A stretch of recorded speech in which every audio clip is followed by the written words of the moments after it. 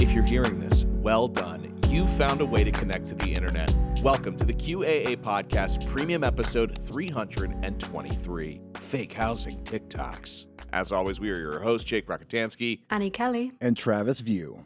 Welcome, beloved listeners. It's your UK correspondent, Annie Kelly, speaking. A few weeks ago, I appeared on the podcast to talk to you about what I termed London Has Fallen content, in which travel influencers come to my country's capital city and talk about how dirty, crime-ridden, and unsafe it is, which they nearly always attribute to mass immigration. Shortly after that episode was released, I saw some original reporting from the outlet London Centric about another viral anti-migrant content creator focused on London, but this time their gimmick was a little bit different. The article focuses on a TikTok account whose content mostly consisted of virtual house tours of recently renovated London houses and flats.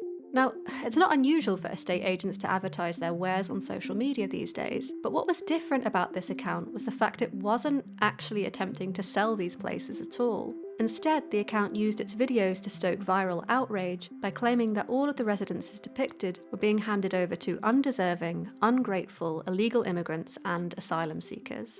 Here's how the article begins. The TikTok account was simple, addictive, and, for many people, enraging.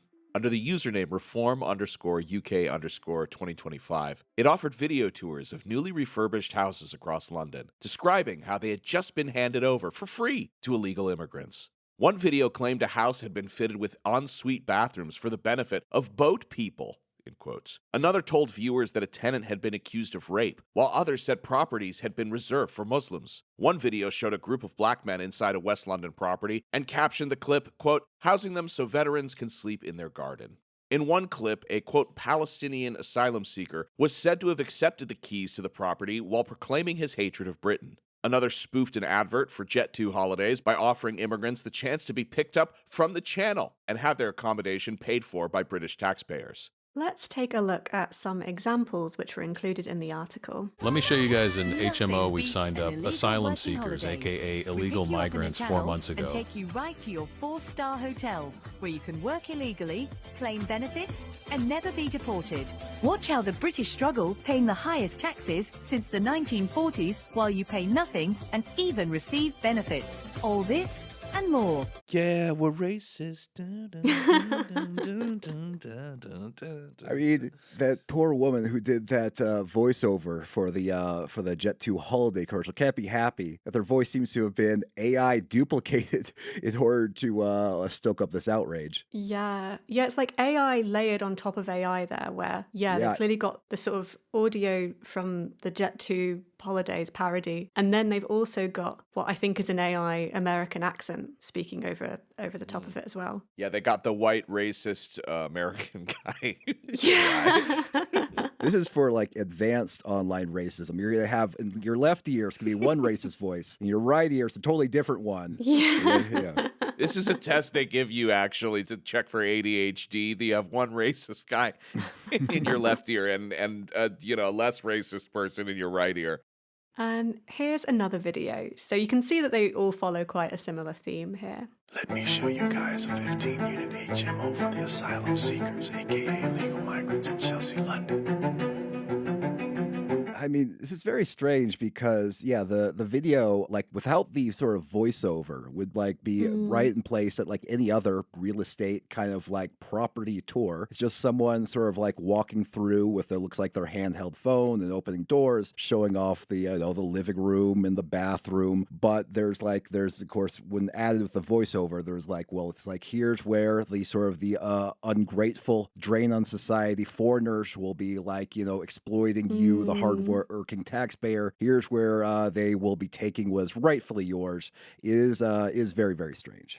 Yeah, I think one thing that struck me about that video, which our listeners won't be able to see, but was that they were doing the because I've watched a few of these videos, ones that are actually legitimate for like selling houses and stuff like that. And one thing I always notice is that they use a specific kind of lens, I think, that makes everything look a bit wider, makes it all look a bit spacious.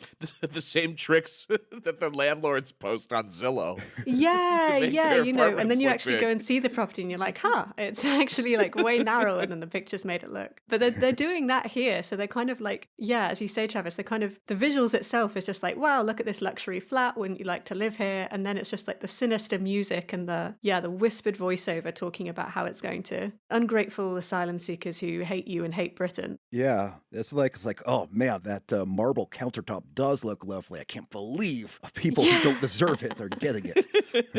Yeah, for people listening, the video is like Chris Redfield going into different rooms in Resident Evil. Like it's these kind of slow-mo shots of like a door opening.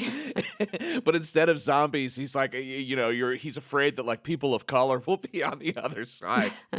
Yeah, and I think one thing to mention is that both houses and flats look really nice in those videos as well. So yeah, it's this funny contrast really of kind of highlighting the luxury while also highlighting the supposed undeserving nature of the people who are getting it, which is just clearly designed to stoke up resentment and hatred. Well, I think perhaps like the message or the implication is that the viewer looks at this lovely, place to live and says like, damn, my bathroom isn't quite that nice. I don't have this sort of like that nice white tile. I don't have that kind of like a more advanced toilet. It was like, why are they getting it and not me? That's it. And it seems like that zero-sum nature is just really threaded through the content here. You know, it's always saying stuff like, oh, you know, we're giving them this so that veterans can sleep in the garden. And you can kind of see from the comments as well that were shared in the article, the London-centric article, this really succeeded. It really got to people. So here's some screenshots of comments. I thought we could maybe take turns reading out the TikTok outrage. Yeah, I'll start. They should give the English people that are homeless, we are the asylum seekers, nothing, it's so wrong. And then Reform UK 2025 responds, the government thinks their little Mohammed will work one day and pay taxes. Someone by the name of Michelle says, sort of like two like monkeys with closed eyes emoji, absolutely livid for homeless people, crying emoji. What must they be thinking? Blue writes, don't landlords usually ask British tenants for references before letting out their property to them? They get everything they deserve for this and their own greed. Mr. T responds, and this gets cut off, so you'll just have to imagine this rant ongoing as it just gets quieter and quieter as you walk away. Have you made sure it's conveniently located next to schools and parks? They like that. Also need some local shops to shoplift from, a bookmaker's close, and blah, blah, blah, blah, blah. You know? Just and so on and incoherent so verbally. forth. That's good subtle British rage that comes in the form of sarcasm. Yeah. Everybody on the British right seems to suddenly become a bleeding heart liberal when it comes to homeless people and poor people, only when they're talking about this specific topic, about asylum seekers and refugees. Do you know, like any other day of the year, if you're sort of talking about, you know, people who don't have enough to eat, people who can't afford to live, you know, they instantly start talking about, oh, well, it's really easy, actually, if you just make good choices. You can just live off really, you know, live really cheaply. These people are they just, you know, want mobile phones and they're spending loads of tattoos and things like that. But suddenly, when it comes to talking about refugees and asylum seekers, suddenly then they can find it in their hearts to pity poor homeless people and poor people who are British people who are being left behind by this. I mean, it drives me nuts. Yeah, it's like they're like enraged by class until they look over to their left and then see race and they're like, whoa, that's better.